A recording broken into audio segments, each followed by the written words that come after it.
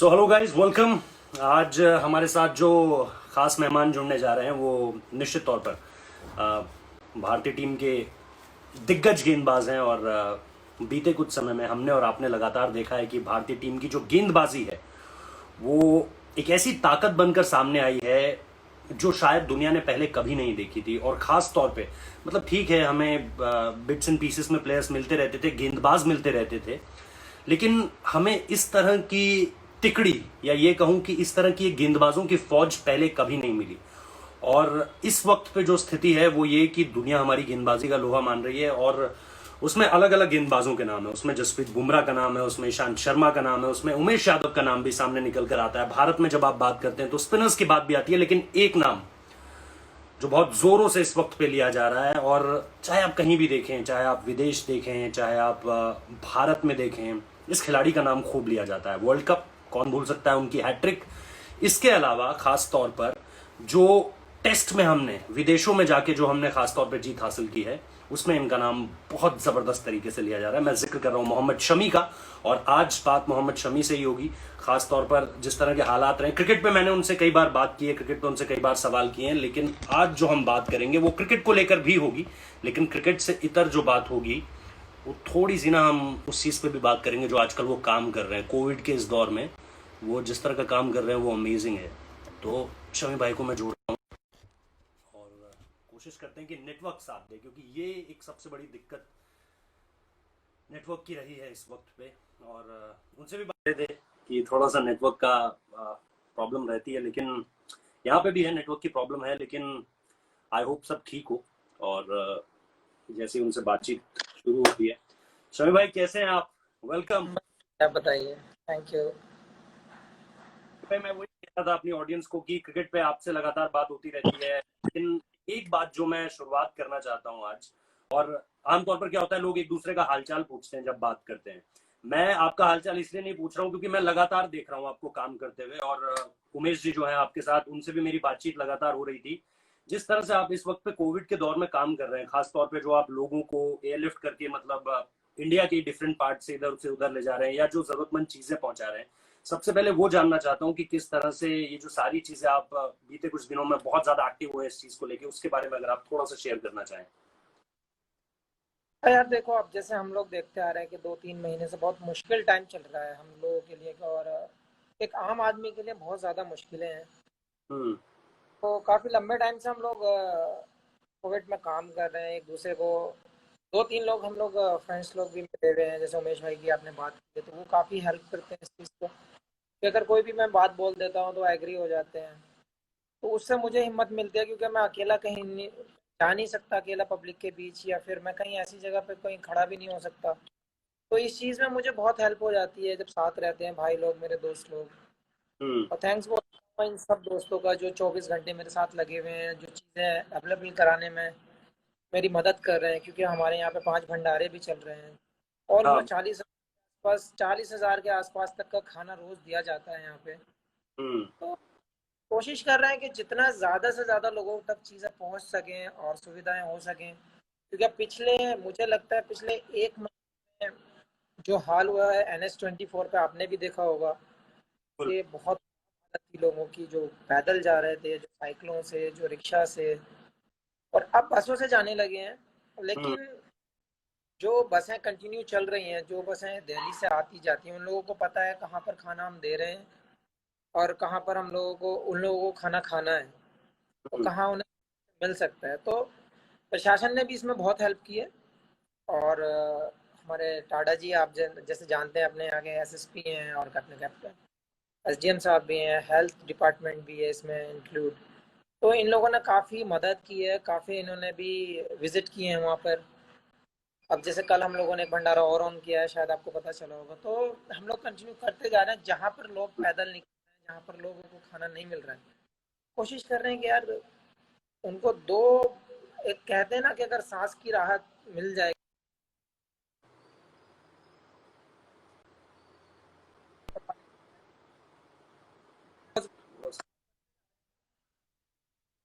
जी। मैं जैसे आपको बता रहा था कि उमेश जी को तो पहले से जानता हूँ, लेकिन मतलब कहते हैं ना कि आदमी दोस्त जो है वो खुद चुनता है, बाकी सारे रिश्ते तो उसको चुनते हैं। माँ बाप हम चुन नहीं सकते, लेकिन दोस्त खुद चुनता है। उनको मैं पहले से जानता हूँ कि वो जब भी अपना काफिला लेकर निकलते थे तो मदद आमतौर पे हम देखते ही थे कि वो कहीं ना कहीं जमीन से बहुत ज्यादा जुड़े हैं। आपको क्या ये दोस्ती कनेक्ट करती है आप दोनों को बहुत ज्यादा, जो आपका कनेक्शन बना है? खासतौर पे मुझे 2018 का वो दौर भी याद है जब आप, आपके सर पे पट्टी लगी हुई थी, मैं उस समय फिरोज शाह कोटला में खड़ा था। आप रात को जब प्रैक्टिस सेशन खत्म होने वाला था शाम को देर रात, और उस वक्त पे आप आते हैं, उमेश जी आपके साथ होते हैं, आप पट्टी पट्टी आपके लगी होती है, मेरे पास वो तस्वीर भी है अभी, और आप सीधे जाते हैं अंदर और आप बात करते हैं वहां पर, खिलाड़ियों के बीच आप बात करते हैं। तो वो कनेक्शन मैं तभी से देख रहा हूँ, जब 2018 उससे पहले और अब तक। वो तो ये जो म्यूचुअल कनेक्शन है आप दोनों के बीच का, इसकी जो बुनियाद है वो यही है, आप मानते हैं कि दोनों की ये जो चीजें हैं, एक दूसरे की मदद करना, इस तरह से एक दूसरे के काम आना, लोगों के काम आना, ये कहीं ना कहीं बॉन्ड है आप दोनों के बीच? कह सकते हैं आप, लेकिन हमारी दोस्ती बहुत पहले से है। ऐसा नहीं है कि हम लोग केवल इस वजह से ही जुड़े हुए हैं, फैमिली कनेक्शंस भी हैं। और सबसे बड़ी बात क्या है कि थिंकिंग मैच करती है एक दूसरे से। एक दूसरा हम लोग मदद करना चाहते हैं दूसरे की। हाँ, कोई हमारे घर पे आया, हमारे दर पे आया, या हमारे जरिए हम्म। किसी पर मदद हो सकती है तो ज़रूर करते हैं। और आप शायद उमेश भाई को बहुत टाइम से आप भी जानते हैं इस बात में। बिल्कुल। तो और यही चीज़ मैं कहना चाहूँगा, जो जो काम सोनू सूद ने भी किया है, वो भी हम्म। हमारे दोस्त हैं। तो हमारा एजेंडा है, अगर हमारी वजह से किसी को एक टाइम का खाना या पानी या राहत कोई भी मिल जाती है, तो हमें लगता है कि हमें दिल से खुशी होती है। और सबसे बड़ी चीज़ क्या होती है, उन लोगों को जब वो चीज़ हम लोग जब अवेलेबल कराते हैं चीज़ें, जब हम लोग गिफ्ट करते हैं उन लोगों को। जैसे हम लोगों ने कल भी आपको पता चला होगा, अमरोहा में हम लोगों ने बहुत सारा राशन पानी भी बांटा है। तो एक मन से खुशी होती है, और कोई बात नहीं है। ना तो कोई ज़बरदस्ती लेने आता है और ना कोई ज़बरदस्ती देने के लिए जाता है। ये मन आपने को बिल्कुल। कि हाँ, हमने एक काम किया था और वो किसी काम की जगह पर लग गया है। शमी भाई, अगर मैं इन चीजों पर आता रहूंगा, लेकिन बीच में क्रिकेट को लेकर बहुत सारे लोगों ने ये सवाल भेजा है कि ये जो नया रूल आ रहा है अब, और इस पे आपका टेक बहुत ज्यादा जानना चाहता हूँ, क्योंकि लोग आपको जानते हैं कि एक तो क्योंकि मैं चाह रहा था शायद आपके पास भी बॉल हो, लेकिन मैं ये बॉल्स लेकर यहाँ पे बैठा हुआ हूँ। तो मैं ये जानना चाह रहा था कि नए बॉल के साथ अगर सीम पोजीशन की बात करें और पुराने गेंद के साथ अगर रिवर्स स्विंग की बात करें, तो ये जो अब आया है कि आप थूक नहीं लगा सकते गेंद पे, और थूक लगाना आप निश्चित तौर पर इसकी इंपॉर्टेंस बता पाएंगे कितनी ज्यादा जरूरी होती है, खासतौर पर गेंद को जितना ज्यादा आप पुराना और रिवर्स के लिए आप मददगार बनाएं। तो ये जो अब नया रूल आया है कि आप स्वेट लगा सकते हैं और सलाइवा नहीं लगा सकते हैं गेंद पे, आप थोड़ा सा इसको एक्सप्लेन करेंगे कि कितना ज्यादा मुश्किल होने वाली है गेंदबाजों के लिए? क्योंकि मैं जिन लोगों से बात कर रहा हूँ वो यही कह रहे हैं, यार ये तो गेंदबाजों के लिए थोड़ी और मुश्किल हो गई है चीज। तो इन गेंदों के लिहाज से आपको क्या लगता है, दिक्कत होगी गेंदबाज को जब सलाइवा लगाना मना कर दिया आईसीसी ने कोविड की वजह से? देखो, दिक्कत तो ज़रूर होगी, हम्म। लेकिन है कि हम लोग सलाइवा बचपन से यूज़ करते आए हैं। हम्म। तो हमारे कल्चर, हमारे नेचर में घुस चुका है। जब आप ऐसे फास्ट बॉलर आप अगर देखते हैं, तो वो आपको बोलने की ज़रूरत नहीं पड़ेगी शायद किसी को कि आप शाइन कैसे करेंगे, तो ऑटोमेटिकली वो लग जाता है कि सलाइवा लगा के हम लोग शाइन करते हैं बॉल को। और रिवर्स, ये एक सवाल बहुत बड़ा आ रहा है, कई बार आ चुका है मेरे सामने इंटरव्यूज में कि विदाउट सलाइवा कि आप रिवर्स कैसे करेंगे, हम्म। क्या काम करेगा। मददगार, क्या पसीना उसकी जगह ले पाएगा? जो हम सलाइवा कहते हैं कि सलाइवा लगा के आप गेंद को थोड़ा सा जो है वो उसकी शाइन बरकरार रखते हैं, और फिर वो भारी होती चली जाती है, और फिर वो उस डायरेक्शन में जाती है जो थोड़ा सा भारी ज्यादा होती है, तो वो रिवर्स करने लग जाती है। पाकिस्तान वाले कहते यार, हैं। हमने कभी ट्राई नहीं किया है बिना क्योंकि बचपन से जब से खेलते आ रहे हैं, देखते आ रहे हैं, तब से हर कोई सलाइवा लगाता ही है। अब परेशानी ऐसी है हमारे सामने कि जो बीमारी सामने खड़ी है कि वो उसके कारण बहुत तेज फैलती है। हम्म। तो सलाइवा रोकना बहुत ज़रूरी है। और जहाँ तक सवाल रिवर्स का है, तो मेरे हिसाब से ज़्यादा टेंशन नहीं लेनी चाहिए एज ए फास्ट बॉलर आपको, क्योंकि आप मतलब, तो आप फैंस को कहना चाहेंगे कि मोहम्मद शमी जो है वो बिना सलाइवा के भी रिवर्स स्विंग करा लेगा, उसको जरूरत नहीं है, उसके पास स्किल है इतनी? हाँ यार, ये तो टच वुड अल्लाह का करम है कि स्किल है। लेकिन मैंने कभी विदाउट सलाइवा मैंने वर्क नहीं किया है बॉल के ऊपर। तो चैलेंज। ये चीज़ मेरे सामने भी रहेगी कि रिवर्स होगा नहीं होगा, और कैसे रिवर्स होगा तो आप सलाइवा नहीं लगा सकते। तो बस एक ही चीज़ दिमाग में है कि जब हमारी टीम के लिए, हमारे बॉलर्स के लिए नहीं है, तो वो तो रूल सबके लिए सेम है। अगर रिवर्स हमारा होगा तो रिवर्स उधर से भी नहीं होगा। साथी गेंदबाजों से बात हो रही है, ईशांत शर्मा, जसप्रीत बुमराह से, उमेश यादव से, किसी से बात हो रही है कि यार ये क्या कर दिया? पहले ही बैट्समैन खुश रहते हैं कि यार चलो इतना सारा एडवांटेज जो गेम का है वो हमारी तरफ है, लेकिन कुछ किसी से बात हुई कि यार ये क्या कर दिया? बीच बीच में बात हुआ, लेकिन सलाइवा को लेके बात नहीं हुआ था, क्योंकि अधिक आप जितना ज़्यादा सोचते हैं उतना प्रेशर आपके ऊपर आता है। हम्म। और जहाँ तक ये सलाइवा टेस्ट की और इसके सलाइवा का लगाने की बात आ रही है, या फिर पसीना लगाने की जहाँ तक बात आ रही है, दोनों का काम डिफरेंट डिफरेंट रहता है। पसीना लगाने से आपकी बॉल थोड़ा सा उतना, आप उतना वर्क नहीं कर सकते, तो मेरे हिसाब से पसीना उतना बेटर नहीं है। लेकिन अगर हाँ, आप अगर सूखा बॉल भी शाइन करेंगे, मेंटेन करेंगे, अच्छे से मेंटेन हुआ वो, तो रिवर्स जरूर होगा। रिवर्स में होगा, मोहम्मद शमी फिर भी खतरा है अभी भी।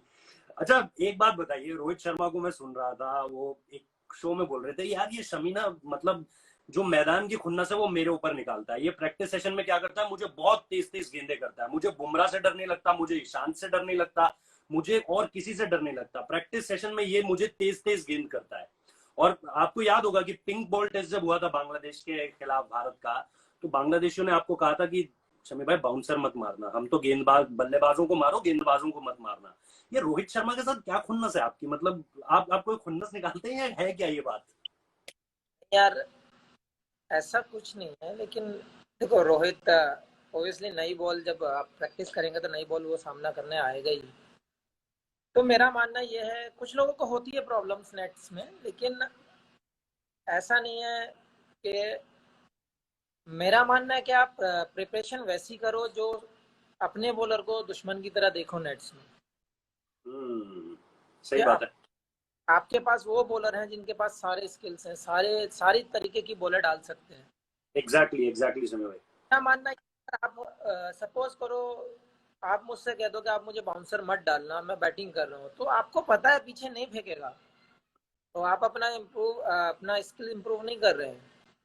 अगर आपने एक चीज पे फाउंडेशन लगा दिया है, तो मेरा मानना यह है आप ओपन चैलेंज रखो। एक दो बाउंसर भी आएगा तो आने दो, एक दो तेज आएगा, छोटा आएगा, आगे आएगा, पीछे आएगा, आप उस तरीके से तैयार हो जाएंगे हम्म। नेट। आप कभी भी देखना, मैं और रिद्धिमान का बहुत कहते हैं ना 36 का आंकड़ा है, वैसा होता है। रिद्धिमान आएगा तो दो चार बाउंसर तो आने पक्के हैं। अच्छा ये बात है। ये मतलब लोग रोहित, बोलते हैं, मतलब बोल हाँ। रिद्धि चालू हो जाएगा खुद ही खुद, मैं नहीं डालता होता हूँ तब भी डालने आ जाता हूँ, मैंने आ जाओ। मतलब रोहित शर्मा के जो पुल शॉट्स हैं जिनकी दुनिया मतलब दीवानी है, तो उसमें थोड़ा सा क्रेडिट मोहम्मद शमी को भी जाता है कि उन्होंने शॉर्ट बॉल खिला खिला के शर्मा को इतना पक्का कर दिया है देखो क्रेडिट तो उसको देना पड़ेगा, मैं बहुत पसंद करता ना। हूँ उसकी है। जितना लंबा खेलता है, गंदा मारता है, मुझे बहुत मजा आता है उसकी बैटिंग देखने में। हाँ। और जहाँ तक पुल शॉट का सवाल है, वो नेट में उतना कंफर्टेबल नहीं होता है, पता नहीं क्यों, लेकिन वो मैच में जितने आएंगे सबको बाहर मारेगा वो, तो ये और है। अब उसको लगता होगा कुछ, तो अगर बैट्समैन बोल देता है कि आज मुझे नहीं खेलना है बाउंसर, तो हम लोग भी अवॉइड करते हैं कि नहीं, आज बैट्समैन का मूड नहीं है, या फिर क्या है, आदमी का होता है कि अब आदमी है। हाँ, लेकिन मेरे हिसाब से दोनों के माइंड ओपन रहने चाहिए कि कभी भी कुछ भी आ सकता है, तो मेरे हिसाब से ज्यादा इम्प्रूव होगा आदमी। शमी भाई, एक जो मैं इंपॉर्टेंट बात आपसे करना चाहता हूँ, वो 2015 की करियर थ्रेटनिंग इंजरी, जिसको मीडिया ने बहुत बार इस तरह से बताया कि यार अब शमी वापस आ पाएंगे कि नहीं आ पाएंगे। और मुझे याद है उस वक्त पे लगातार इस बारे में बहुत बात हो रही थी, क्योंकि आप जो है वो फ्रैक्चर्ड नी के साथ खेले थे, जो खबरें निकल कर आई थी, और 2015 में आपने 17 विकेट लिए थे। उसके बाद एक दौर आता है 2018 का। मैं अगर कहूं कि इस दोनों दौर में एक तरफ इमोशनल पूरा एक लड़ाई है, जद्दोजहद है, एक तरफ फिजिकल एक चैलेंज है, इन दोनों में से अगर आप देखें तो कौन सा आपको लगता है ज्यादा चैलेंजिंग दौर है? आह, देखो, अगर ऐसे स्पोर्ट्समैन सोचोगे आप, तो आप क्रिकेट से जुदाई बर्दाश्त नहीं कर पाएंगे, हम्म। ना पाएगा वो सहन, ना आप छोड़ पाते हैं क्रिकेट। लेकिन इंसान जब हमेशा अपनी ज़िंदगी के बारे में सोचता है, अपनी फैमिली के बारे में सोचता है, जब आपको घर वाली टेंशन होती है जो आपके परिवार में चल रही है, वो इंसान को जीने नहीं देती, वो सुकून में चैन नहीं लेने देती, वो आपको सोने नहीं देगी, वो आपको हर जगह दुख देगी। तो मेरे हिसाब से फैमिली प्रॉब्लम्स वाला आपको ज़्यादा चैलेंजिंग रहेगा हमेशा। लेकिन ऐसे स्पोर्ट्समैन अगर आप देखते हैं, तो वो भी उससे कम नहीं है। शमी भाई, ये सवाल मैंने इसलिए भी पूछा, मैं जानता था कि इमोशनल ट्रॉमा ज्यादा होता है, लेकिन पता है आपको लेकर अप्रिशिएट करने का मन इसलिए बहुत ज्यादा करता है क्योंकि मैं विदेशी क्रिकेटर्स देखता हूँ ना, बहुत सारे एग्जांपल आते हैं। मार्कस ट्रेस्कॉथिक इंडिया आए थे, इंडिया का टूर छोड़ के चले गए, उसके बाद एलिस्टर कुक, क्योंकि वही मेंटली बहुत ज्यादा चैलेंजिंग हो गया था। जॉनथन ट्रॉट का नाम आप निश्चित तौर पर जानते होंगे, उन्होंने जो है प्रेशर की वजह से, ये सारे तनाव की वजह से क्रिकेट छोड़ दिया। अभी ग्लेन मैक्सवेल का एग्जाम्पल आपको याद होगा कि उन्होंने कुछ समय के लिए क्रिकेट छोड़ दी थी। आपका मुझे याद है कि आप उस दौरान बॉलिंग प्रैक्टिस कर रहे थे, आप देहरादून गए हों या आप इंदिरापुरम में रहे हों या आप कहीं भी रहे हो या आप अमरोहा गए हों, आपने हर जगह अपनी प्रैक्टिस चालू रखी। जो मैंने दिल्ली वाला एग्जाम्पल दिया, आप दिल्ली में भी आए और आपने उस वक्त तक पे आप दिल्ली डेयर डेविल्स के साथ थे, दिल्ली डेयर डेविल्स की टीम हुआ करती थी जिसका नाम अब कैपिटल्स हो चुका है, तो वहां पर भी आप थे। आपने क्रिकेट को अपने से अलग नहीं होने दिया। मुझे याद है कि बीसीसीआई ने उस वक्त पे कॉन्ट्रैक्ट जो है वो नए जारी किए थे, उसमें आपका नाम उस वक्त के लिए रोक दिया था जब तक की कार्रवाई चल रही है, लेकिन आपने किसी भी चीज को अपने आड़े नहीं आने दिया। मेंटली बहुत चैलेंजिंग टाइम था, लेकिन आप खड़े रहे, डटे रहे। कुछ स्पेसिफिक चीजें जो उस वक्त पे आप कहना चाहें तमाम क्रिकेटर्स को भी और युवा क्रिकेटर्स को भी कि मेंटली चैलेंजिंग हो सकता है, लेकिन आप अगर अपने पे विश्वास रखें तो कम कर सकते हैं, और ऐसी कम। देखो, ये बात मेरी विक्रांत भाई से भी हुई थी और दिलीप जी से भी हुई थी, काफ़ी सारे इंटरव्यूज में हुई थी ये बात। तो मैंने एक बोला है कि आप गिव अप मत करो, हमेशा आप अपनी फाइट को जारी रखो, एक ना एक दिन जाकर आपको ज़रूर सक्सेस मिलेगी। और आप अगर गिव अप कर गए तो आप समझ लो वहाँ पे ख़त्म है। लेकिन मेरा एक चीज़ जो आपने पूछा कि आपने हमेशा क्रिकेट को कंटिन्यू रखा है, हम्म। तो टचवुड कहता हूँ, ये ऐसा नहीं कोई पहले से प्लानिंग करके रखी हो कि हाँ ऐसा होगा वैसा होगा, लेकिन वो ऊपर वाले का करम है कि सारी चीज़ें होती हैं। अब 2.5 महीने का लॉकडाउन हो गया है, सारे लोग परेशान हैं अपने घरों में, लेकिन मेरा जो प्रैक्टिस, मेरा जो सिस्टम है वो अभी भी चल रहा है, कंटिन्यू चल रहा है, प्रैक्टिस भी चल रहा है। अब तो यहाँ पे लॉकडाउन थोड़ा सा ऑन हुआ है, हम्म। तो भी है थोड़ा सा, ट्रैफिक भी और नॉर्मल लोग भी, क्योंकि हमारा हमेशा से डिस्ट्रिक्ट जब से कोरोना वायरस चला है ग्रीन था। बीच में एक दो केसेस आने से मतलब बीच में स्टॉप किया गया था, कर्फ्यू लगा दिया गया था, पूरी तरह से ब्लॉक कर दिए गए थे एरिए। लेकिन अब फिर से खोल दिया गया है क्योंकि कोई केसेस नहीं है और सब कुछ नॉर्मल चल रहा है, तो मार्केट भी थोड़ी थोड़ी खोली गई है। अच्छा लग रहा है। लेकिन मैंने कभी हमेशा इस इतनी होने के बाद भी, क्योंकि मेरा फार्म हाउस ऐसी जगह पर है जहाँ कोई ना आता है ना जाता है, हम्म। यहाँ पे भी मैंने अपना प्रैक्टिस का सिस्टम कर रखा है कि अगर बाई चांस मैं यहाँ पे रहूँ या मेरा मन यहाँ रुकने का हुआ तो मैं प्रैक्टिस कर सकता हूँ यहाँ पे, क्योंकि मेरी फैमिली में क्रिकेट पहले से पसंद था। सारे लोग खेलते थे, भाई भी और छोटा भाई भी, आपको पता ही है 23 खेला है बंगाल से इस बार। बिल्कुल। और दो चार लड़के और भी अपने जो जैसे मुंबई इंडियंस में मोहसिन खान है, और अगर उनको टाइम मिलता है, उन लोगों ने भी परमिशन करा रखी है सबने, वो लोग और आ जाते तो मुझे कंपनी भी मिल जाती है बीच बीच में। तो हम लोग चल अपना भाई, पूरा ख्याल हम अपना पूरा ख्याल रखते हैं, डिस्टेंस का अपना, सैनिटाइजिंग, मास्क प्रॉपर करके, लेकिन हम अपने प्रैक्टिस कर लेते हैं। ये सबसे सही बात है। शह भाई, इसमें मैं एक चीज और जोड़ना चाह रहा था कि उस वक्त पे जो दोनों कप्तानों का रोल रहा, 2015 देखें, 16 देखें महेंद्र सिंह धोनी, और इधर 2018 देखें विराट कोहली, ये जो कैप्टन्स का भरोसा होता है अपने खिलाड़ियों पर, यार कि ठीक है कोई नहीं, तू जिस भी तरह की परेशानी से निकल रहा है, हम तेरे साथ खड़े हैं एज ए टीम। उस वक्त पे एज अ कैप्टन और एज अ टीम, अगर आप थोड़ा सा उसको याद करके बताना चाहें ऑडियंस को कि महेंद्र सिंह धोनी का उस वक्त पे रोल क्या था और विराट कोहली का इस वक्त पे रोल क्या था, 2015 और 2018। देखो, दोनों चीज़ें अलग हैं, क्योंकि 2015 में मैं इंजर्ड हुआ था और 2018 में मेरी फैमिली प्रॉब्लम थी।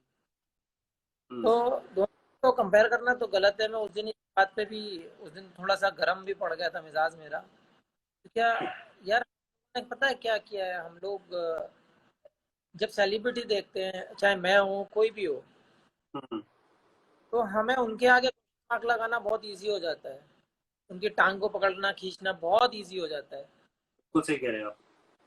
जब हम जब सारे लोग काम कर रहे हैं, सारे लोग एक दूसरे की हेल्प कर रहे हैं, तब कोई नहीं आएगा कि भाई साहब आप इतना अच्छा काम कर रहे हो और आप आगे बढ़ो, हम दुआ करते हैं। कुछ ना देखे जाए, अरे एक पैसा नहीं मांग रहे, दुआ तो दे दो लोगों के लिए, बिल्कुल। वो भी नहीं। लेकिन अगर टांग खींचने की,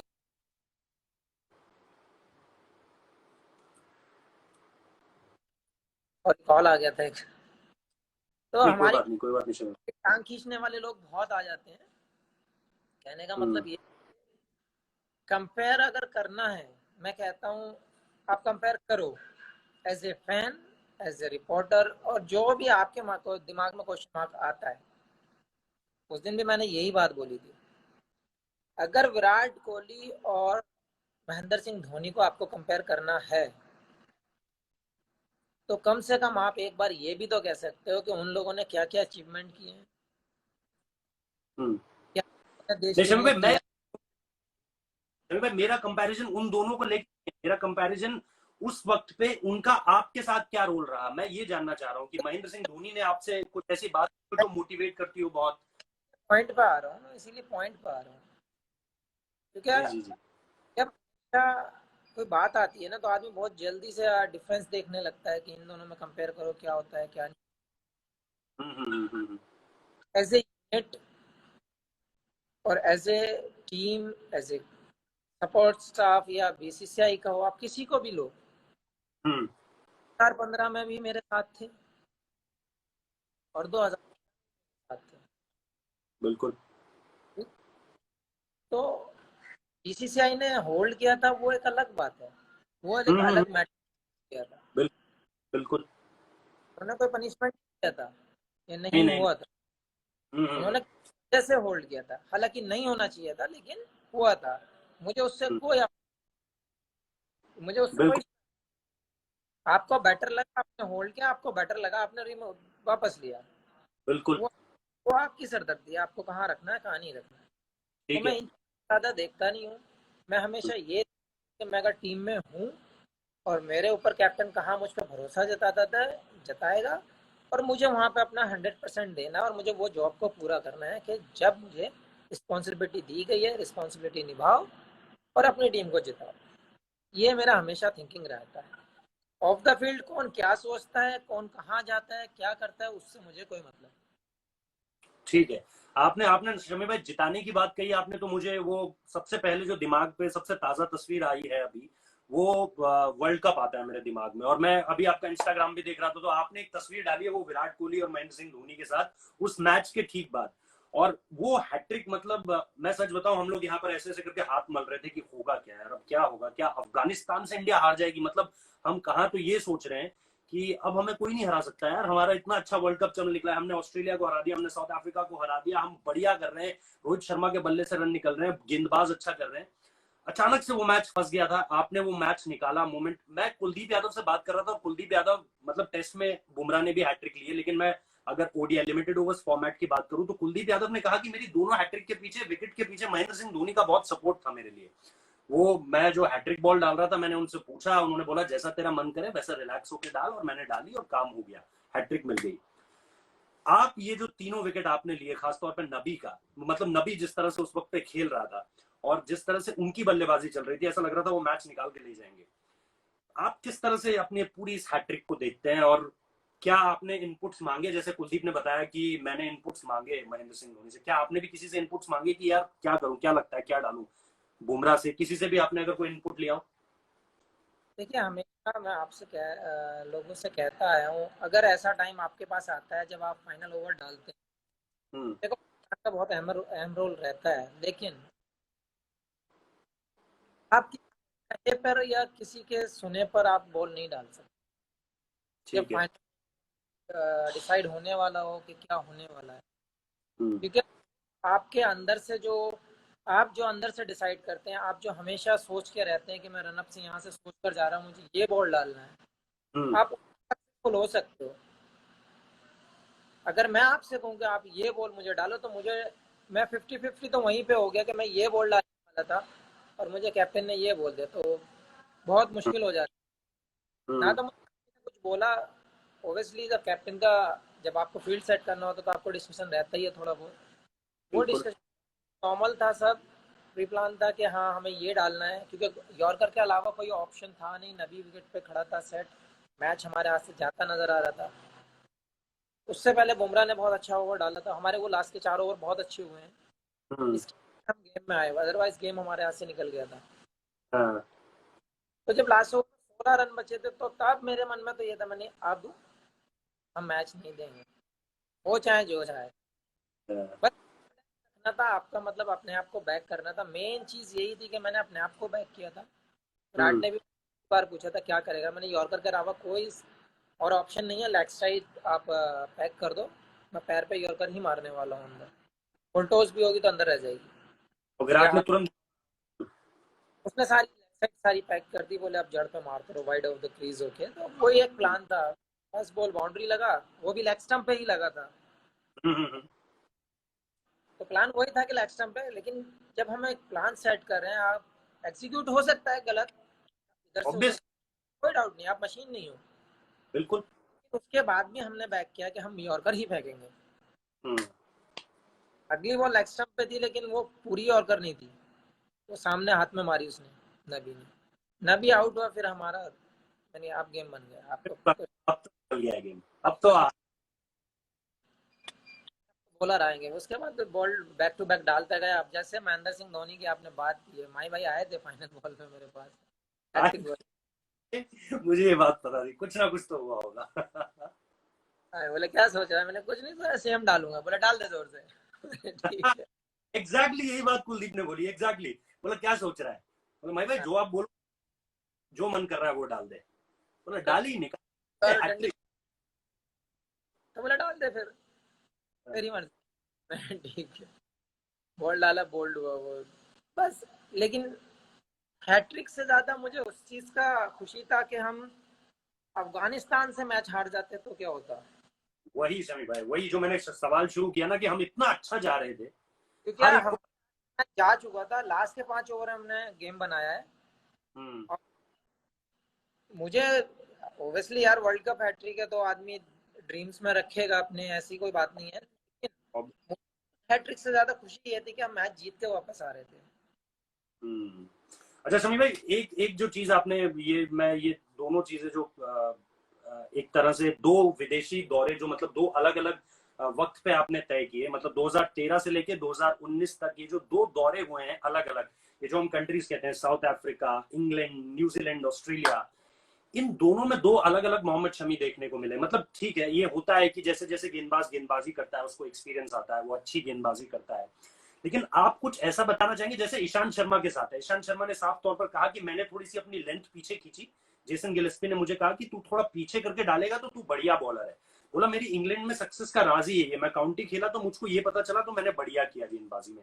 आपको कुछ ऐसा लगता है कि आपने जो ये दो अलग अलग साइकिल्स किए 2013 से 2020 में इन देशों में, सेना कंट्रीज हम जिन्हें कहते हैं क्रिकेट की लैंग्वेज में, south Africa, England, New Zealand, Australia, यहाँ पर आपने कुछ अलग किया हो, बदलाव किया हो अपनी, क्योंकि ये वाला जो आपका दूसरा जो फेज है वो बहुत ज्यादा सक्सेसफुल है, चाहे कहीं की भी बात की जाए, बहुत अच्छी गेंदबाजी आपने की है।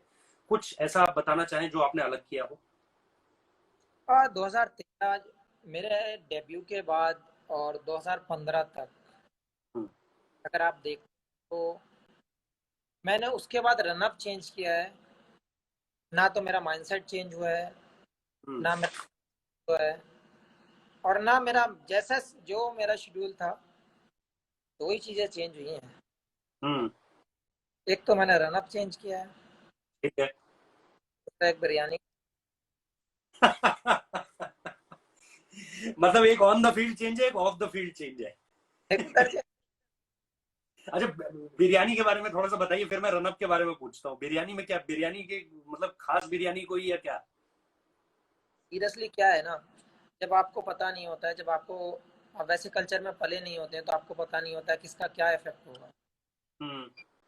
तो 2013 2015 तक जो 2-3 साल जो हमारे निकले हैं, तो गांव से आए थे, एक छोटे से गांव से निकले थे जहाँ पे कोई फैसिलिटी नहीं है, आज भी नहीं है। आज भी दस हम्म। बारह आती है, बाकी काम आप जनरेटर से चलाओ, वही है आज भी। लेकिन यहाँ से निकल कर वर्ल्ड कप तक पहुँचना, तो मैंने पॉसिबल नहीं समझा था कि मैं अपने आप में कोई चेंजेस लाऊं, क्योंकि जो सही चल रहा था मैं उसको कंटिन्यू करना चाहता था। एग्जैक्टली। लेकिन जहाँ तक डाइट का सवाल है, रनअप तो मुझे देखो ज़रूरी करना पड़ा, क्योंकि उससे मैं एक्यूरेट भी हो गया, उससे मेरा क्विक भी हो गया, और अपने कंफर्ट जोन में आ गया जब चीज़ों का पता चला। चलो और वो थोड़ा सा क्या और, चेंज किया, थोड़ा सा और अगर आप। वो मेरे लिए इतना ज़रूरी हो गया और मुझे टाइम भी वैसा सेट मिल गया कि मैं 2015 में इंजर्ड हुआ, तो मुझे 18 महीने, ठीक, तो मुझे रनअप को सेट करना था, जो मेरे स्टेप गड़बड़ाते थे बीच बीच में, तो आपने देखा होगा अब नहीं होता है वो, स्टेप बड़े होते हैं, प्रॉपर वे में रहते हैं। तो 2015 में जब इंजर्ड हुआ तो मुझे 18 महीने लगे अगला मैच खेलने में।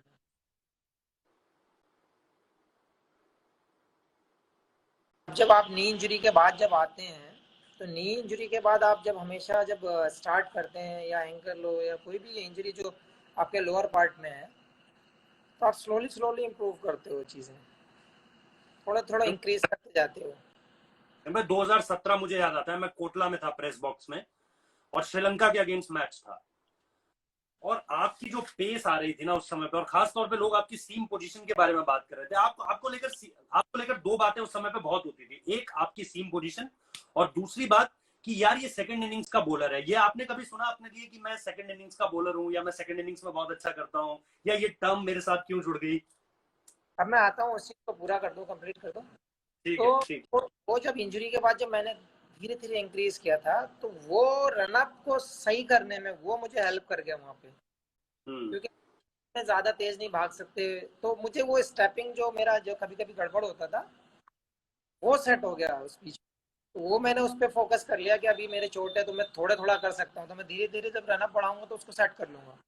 हम्म। 18 महीने मुझे जगह पे मिल गए और वहां से मैंने अपना रिदम कंप्लीट कर लिया। तो और वो वहीं से सीम पोजीशन पे आपने काम किया, जो सीम के लिए बोला जाता पोजीशन की जहाँ तक बात है, लोग करते आए हैं, अब आकर है। लोगों ने लगा दिया है, तो पता नहीं, बट मुझे क्या, जो मुझे जॉब दी जाती है मैं डन करने की कोशिश करता हूँ कि हाँ, जो मुझे रिस्पॉन्सिबिलिटी दी गई है मैं उसको पूरा करूँ। लेकिन सेकंड इनिंग अगर आप मतलब कंपेयर करेंगे तो मुझे लगता है दोनों में ऑलमोस्ट बराबर बराबर बिकते हैं। मैं ये 2017 की बात कर रहा हूँ, ये 2017 में बातचीतें चलती थी कोटला के प्रेस बॉक्स में। तो अब तो 2000 कुछ नहीं बोल। 2017 में टोटली चेंज था आफ्टर इंजरी। हाँ। मेरा रिदम डिफरेंट था, मेरा जो बॉल डालने का जो प्रॉपर रिदम आ रहा था वो आ रहा था, क्योंकि उस टाइम पोल्यूशन का शायद इशू हुआ था, आपको याद होगा जब श्रीलंका से टेस्ट मैच चल रहा था, हाँ। पोल्यूशन का बहुत ज्यादा इशू हुआ हाँ, था। लेकिन जिसमें वो मास्क लगा के चले गए थे वापस। जी जी, वही। जिसमें मैं बात, वही मैच था शायद, हाँ जो हाँ मुझे, हाँ, बात कर रहा हूँ, एग्जैक्टली हाँ। वही मैं।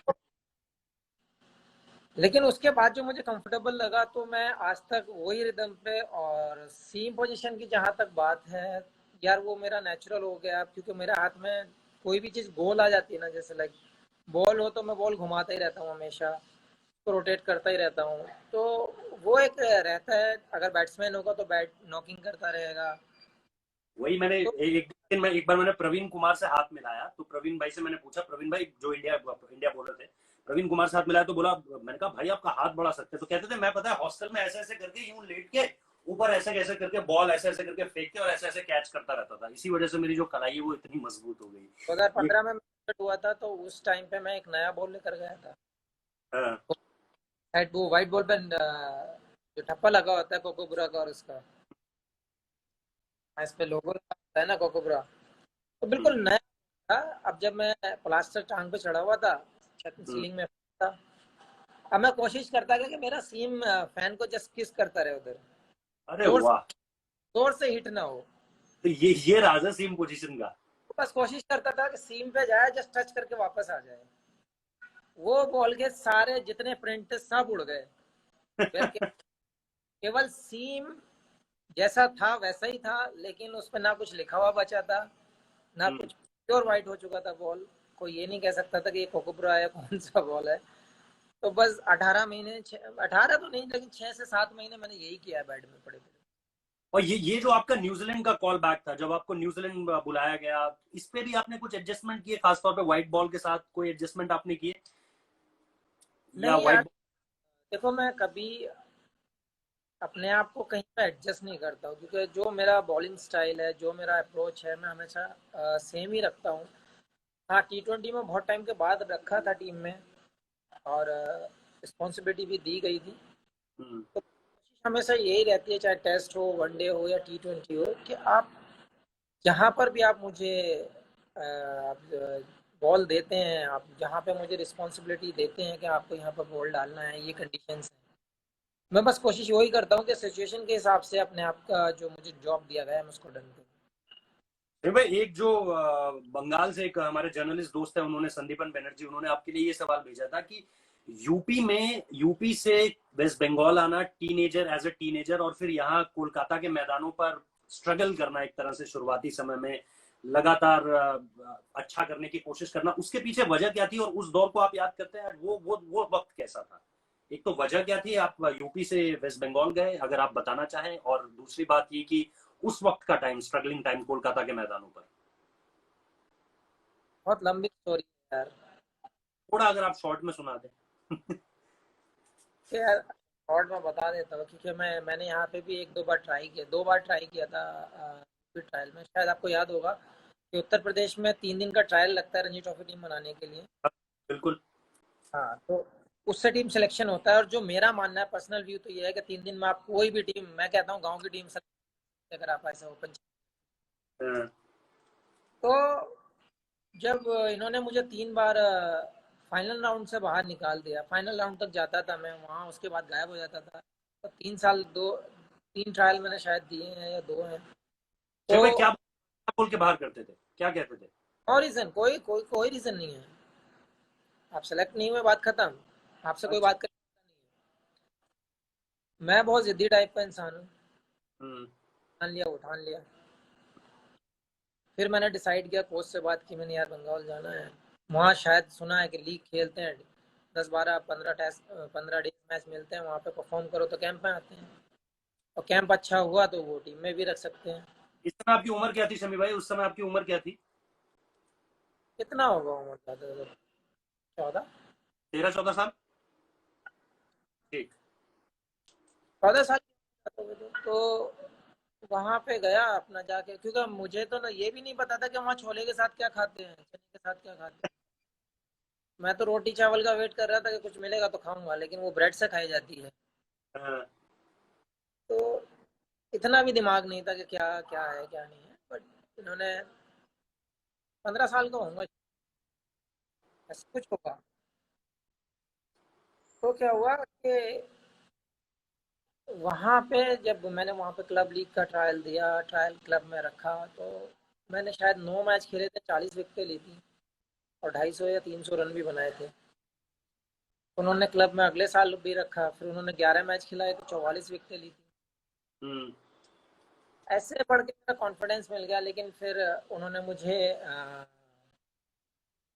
कॉन्टेक्ट कर लिया कि हाँ हम आपको इतना पेमेंट देंगे, आप हमारे यहाँ से सीज़न खेलो, आपके कहीं भी आप लीग खेलो, 4-5 साल लगते हैं आपको। तो हम्म। 4 के बाद वहाँ से मुझे कैंप में चांस मिला, अच्छी विकेटें ली हैं, सब कुछ। लेकिन एक ही चीज़ था कि अगर शायद मैं यूपी में रहता हम्म। तो मैं खेलता और ना मुझे कोई जानता। उसको आपका बदलना। अगर मैं आप मतलब, बात तो बहुत ज़्यादा लंबी हो जाएगी स्टोरी। हाँ हाँ हाँ, कोई दिक्कत नहीं है। कोई दिक्कत, एक एक एक जो चीज मैं आपसे जानना चाह रहा हूँ वो ये कि जो इस वक्त का दौर है, ये जो अब जो इंडियन टीम है इस वक्त पे, और खास तौर पे जो मैं शुरुआत में भी अपने दोस्तों को कह रहा था कि ऐसा जरूर हुआ है इंडिया में कि कभी हमने एक कपिल पाजी देखे, कभी हमने एक देखा जयप्रकाश श्रीनाथ, वेंकटेश प्रसाद, जहीर खान, एक एक करके हमारे पास चीजें आती रही, लेकिन कभी ऐसा दौर नहीं रहा जो आज हम जिसे कहते हैं कि यार इन तीनों को देखो जरा, इन तीनों के सामने दुनिया का कोई भी बल्लेबाज डरेगा। और ये सिर्फ भारतीय कमेंट्रेटर्स या भारतीय एक्सपर्ट नहीं कहते हैं, ये दुनिया का हर एक्सपर्ट मानता है। आप नासिर हुसैन की बातचीत सुनिए, वो आप तीन, खास तौर पे आप तीनों का टेस्ट मैचेस में नाम लेते हैं, जसप्रीत बुमराह, ईशांत शर्मा, मोहम्मद शमी, इस ऑर्डर में ये नाम लेता रहा जाता है। एन बिशप से आप सुन लो, किसी से भी आप सुन लो। ये शमी भाई, आपको ये लगता है कि ये खास चीज है जो आप लोगों को आगे चल के शायद और बड़ा बना देगी? क्योंकि ये लेगेसी इंडियन क्रिकेट में कभी नहीं थी, ये पहली बार हो रहा है भारतीय क्रिकेट में, जहां तक मैं एक आउटसाइडर इसे देख पा रहा हूँ। आप इस चीज को कितना लकी मानते हैं अपने लिए कि दो ऐसे गेंदबाज हैं जो बहुत अच्छी गेंदबाजी करते हैं? मुझे उनसे फायदा मिलता है, उनको मुझसे फायदा मिलता है।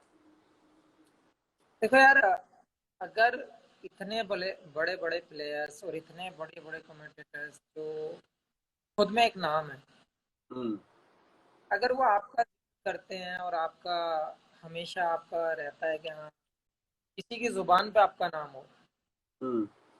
उससे बड़ा अचीवमेंट तो आपको लाइफ में हो ही नहीं सकता, क्योंकि लोग यही चाहते हैं कि लोग मुझे जाने किसी काम से, नाम से, किसी वजह से लोग मुझे जाने, कोई मेरा पर्पस होना चाहिए।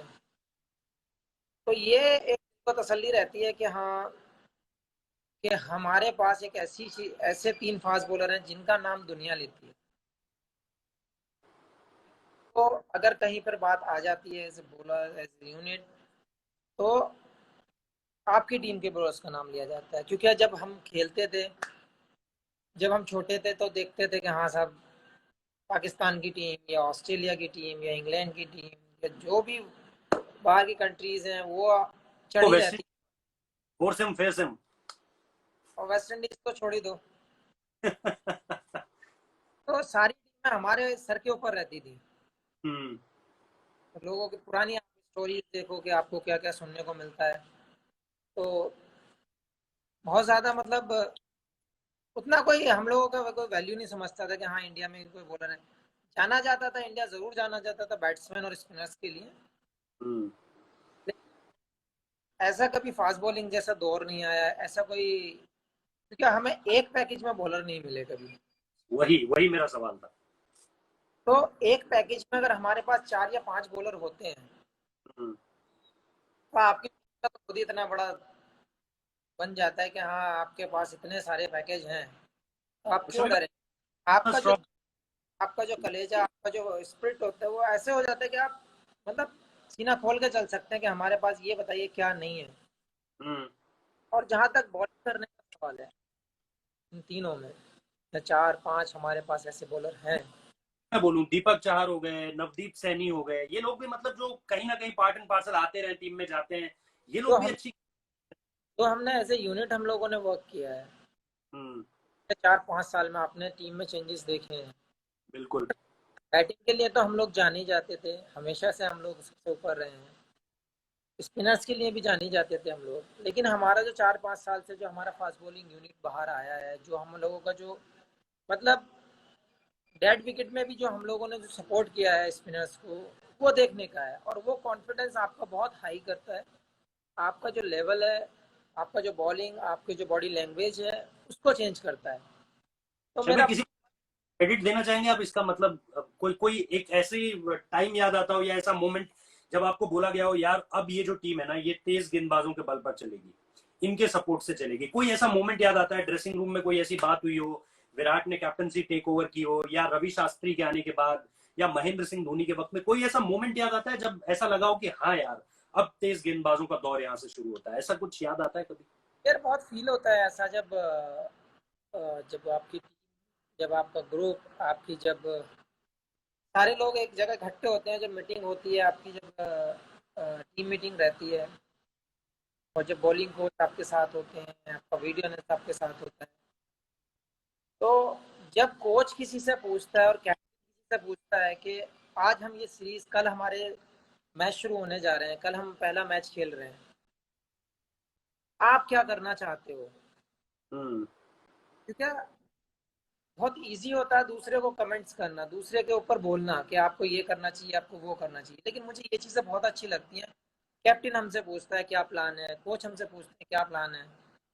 तो एज ए यूनिट हम फिर एक प्लान बना लेते हैं कि हाँ हमें ये करना है, आप ये करना है, अगर ये नहीं हुआ तो ये करना है, ये नहीं तो ये।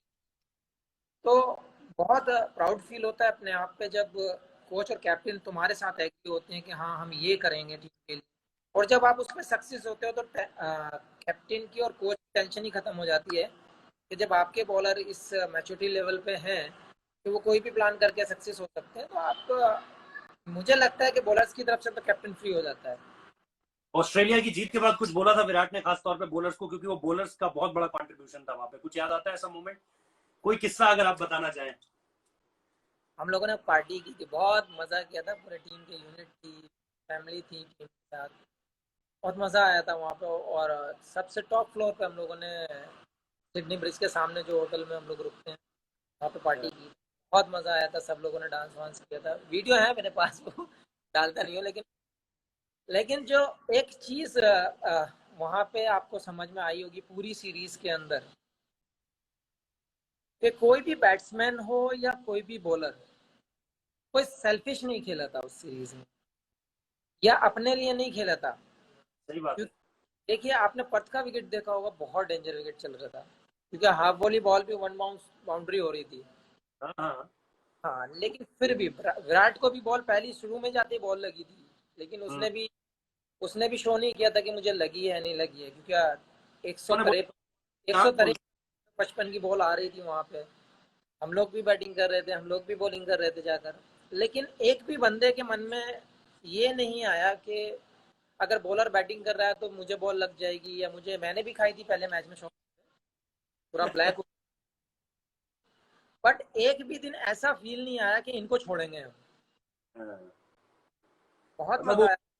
और कोच कैप्टन लगा था कि मैं जीतना है। सीरियसली मैं बता रहा हूँ आपको, जब हम लोग सीरीज जीत कर निकले थे तो Australian wicket keeper Adam Gilchrist भी आए थे, पॉन्टिंग भी थे, जो उन्होंने बोला था कि बहुत दिन के बाद देखने को मिला है ऐसा कि कोई टीम आकर ऑस्ट्रेलिया में ऑस्ट्रेलिया को हराई है, और इस सच फिट में के मिल साथ। तो वो मोमेंट्स बहुत याद आते हैं कि हाँ यार, इतने बड़े प्लेयर्स आपने उनकी कंट्री में मैच जीता है, और फिर वो आके आपको वेल्डन बोलते हैं, तो मुझे लगता है वो प्राउड फील से उससे ज्यादा क्या फील कर। एडिलेड में ही एक बार ऐसा हुआ था शमी भाई, 2003 में दादा जब वहां पे ड्रॉ करा दी थी सीरीज, तो जब गए थे तो प्रेस कॉन्फ्रेंस में तालियां बजी थी उनके लिए। तो वही मोमेंट आपने याद दिला दिया। अच्छा, जाते जाते बस एक दो सवाल मैं आपसे करना चाह रहा हूँ। एक एक तो निश्चित तौर पर ये जानना चाह रहा हूँ कि अब यहाँ से आगे मोहम्मद शमी अगर कुछ थोड़ा सा बताना चाहे, कुछ नया अपनी गेंदबाजी में अगर वो करना चाह रहे हैं, कोई नए कहते हैं ना आमर साहब लाना चाह रहे हैं, कोई नए हथियार जोड़ना चाह रहे हैं अपनी गेंदबाजी में, या फिर कुछ और, मतलब आगे अब वर्ल्ड टेस्ट चैंपियनशिप है, आईपीएल होना था इस वक्त पे, तो शायद आईपीएल मतलब अपने बिजनेस एंड की तरफ बढ़ चुका होता। कुछ इस तरह की कोई नई चीज आप प्रिपेयर कर रहे हैं आने वाले समय में अपनी गेंदबाजी में जोड़ने के लिए? यार 2 महीने से तो कुछ नहीं हो पाया है ऐसा कुछ आपको कुछ नई कुछ खोज करने को तो मिली नहीं है। ट्राई कर रहे हैं कि अपने आप को जितना फिट रख सके, यही एक सबसे बड़ा चैलेंज है हमारे सामने, कि हम अपने आप को अगर फिट रख सकते हैं तो इससे बड़ी खुशी की कोई बात नहीं हो सकती। स्किल तो आपके हाथ में है, आप 10-15 दिन या 1 महीना लगाकर आप अपने स्किल पे वापस आ सकते हैं, क्योंकि वो आपके अंदर टैलेंट भरा हुआ है। मेन चीज़ क्या होती है कि आपकी डाइट अपना प्रॉपर होना चाहिए, आपका फिटनेस बराबर होना चाहिए। अगर आपकी ये दोनों चीज़ें कंप्लीट है तो मेरे हिसाब से आपको ज़्यादा टाइम लगेगा नहीं ट्रैक पर आने में। तो मैं बस कोशिश यही कर रहा हूँ कि अपने आप को, जैसे हमारा एजेंडा चल रहा है कि स्टे होम स्टे सेफ वाला, और स्टे फिट रखना बहुत ज़रूरी है।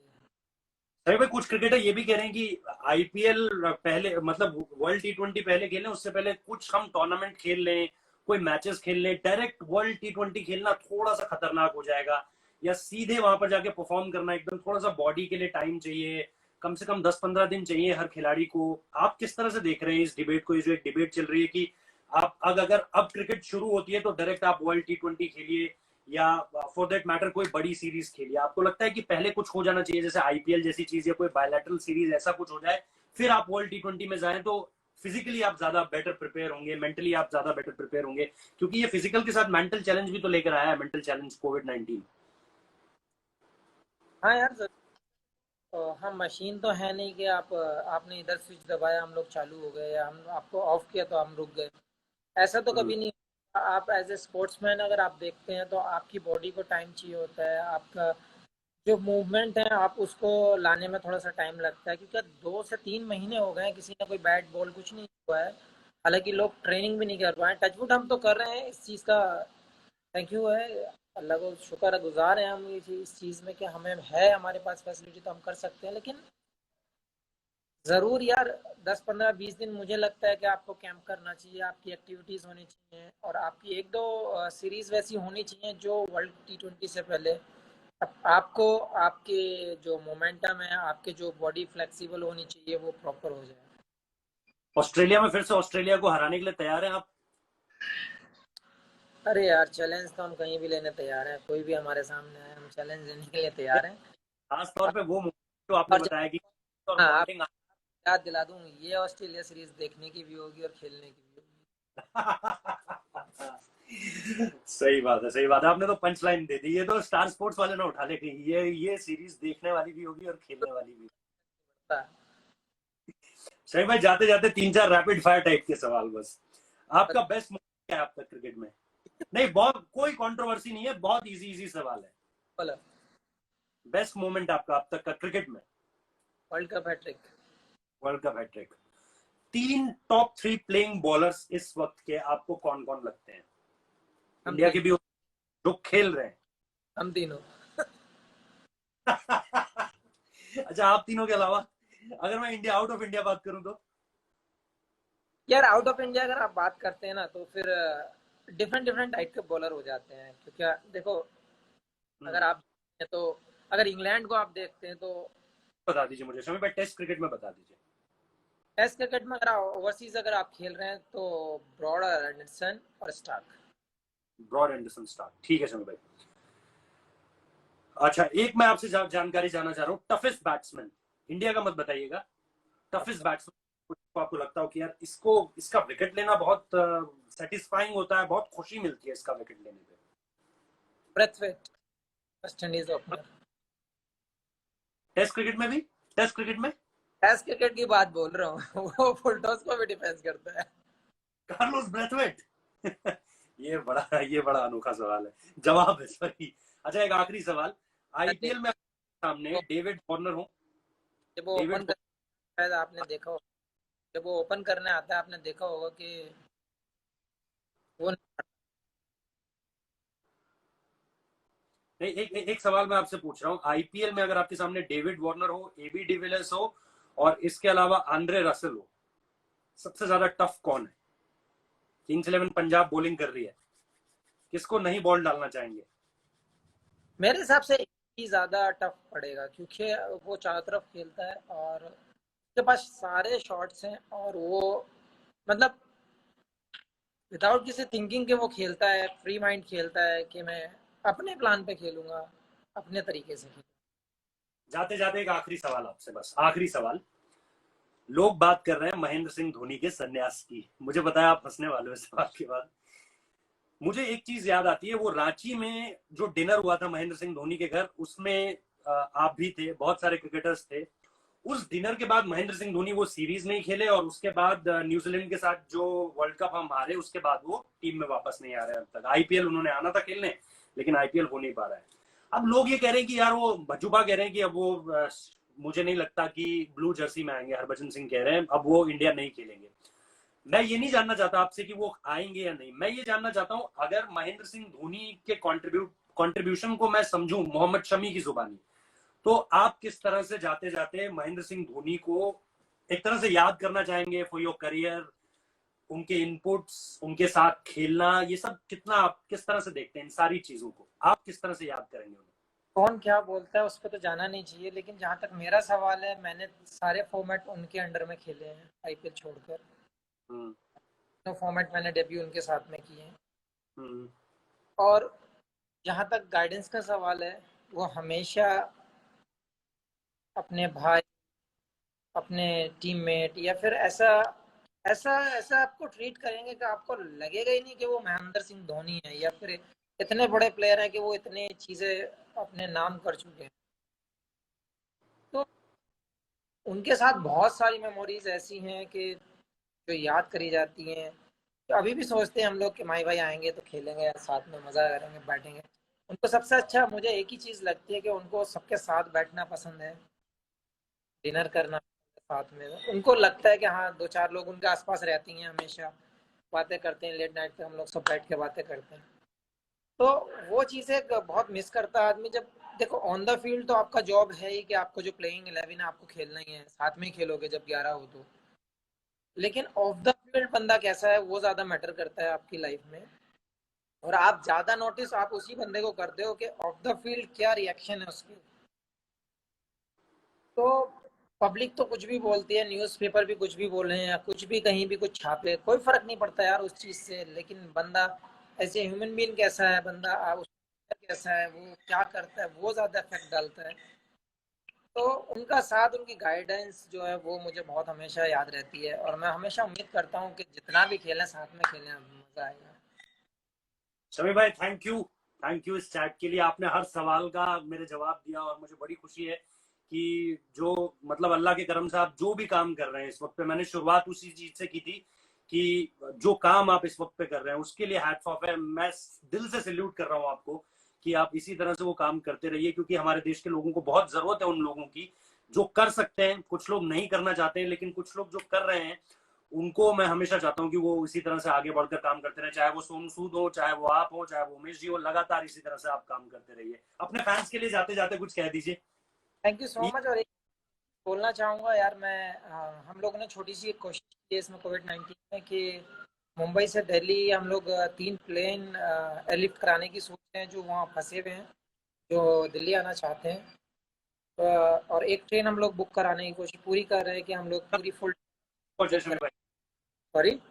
कल कुछ लोग देहरादून भी पहुंचे हैं। हाँ, तो हम कोशिश कर रहे हैं कि उन लोगों को ट्रांसफ़र किया जाए वहाँ पे, या जो भी पॉसिबल फ़्लाइट है उन लोगों को करा रहे हैं। और हम बहुत जल्दी एक उमेश भाई के पास तो वो सिस्टम है, उन्होंने एक हेल्पलाइन छोड़ रखी है।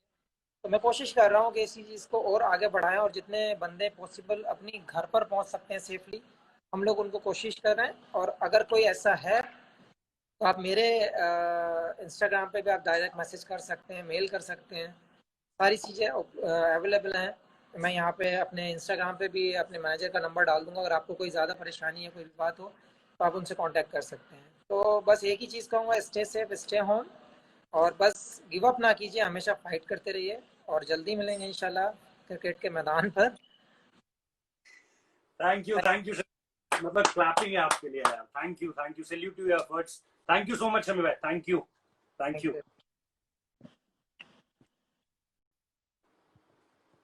तो मोहम्मद शमी थे एक गजब यार, मतलब मैं क्या बोलूं। मतलब मजा आ गया। एक तो मजा इसलिए भी आया क्योंकि इंटरनेट ने धोखा नहीं दिया, और सबसे बड़ी बात कि उन्होंने हर सवाल का बेबाकी से जवाब दिया। मजा आया खासतौर पे वो जो उन्होंने सलाइवा वाली बात कही कि मैंने कभी यूज तो नहीं किया है, लेकिन मैं इतना स्किलफुल हूं कि गेम को रिवर्स करा लूंगा। और आप लोगों ने जितने सवाल भेजे थे मुझे मैसेजेस में, वो सारे मैंने कोशिश की है कई सवाल उनमें से लूं। जो जर्नलिस्ट के सवाल थे उनको भी लेने की कोशिश की। आप लोग इतनी भारी संख्या में जुड़े, उसके लिए आपका बहुत बहुत शुक्रिया। और यही बात कहूंगा यार कि घर पर रहिए, स्टे सेफ, स्टे होम। और जैसा शमी भाई ने कहा कि अगर आपको लगता है कि कोई इस वक्त पे किसी को मदद की बहुत ज्यादा जरूरत है, तो वो मैसेजेस का भी रिप्लाई कर रहे हैं, वो मेल्स का भी रिप्लाई कर रहे हैं, तो आप वो काम जरूर कीजिए। वो काम बहुत ज्यादा जरूरी है। और यार इसी तरह से जो अपना प्यार है, सपोर्ट है, वो बनाकर रखिए। और थैंक यू सो मच। बाकी कुछ क्रिकेटर्स के इंटरव्यूज भी हैं, वो आप देख सकते हैं।